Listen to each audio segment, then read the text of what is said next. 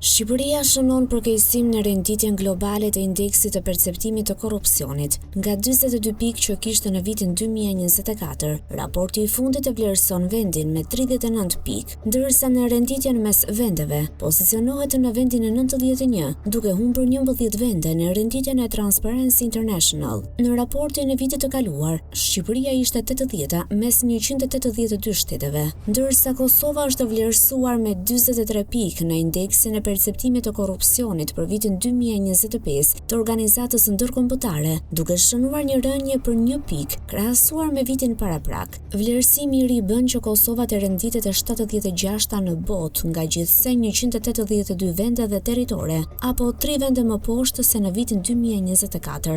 Sipas raportit, vlerësimi me pikë një shteti tregon nivelin e korrupsionit të perceptuar në sektorin publik, nga 0, që do të thotë se një vend është jashtëzakonisht i korruptuar, deri në 100, një vend i pastër nga korrupsioni.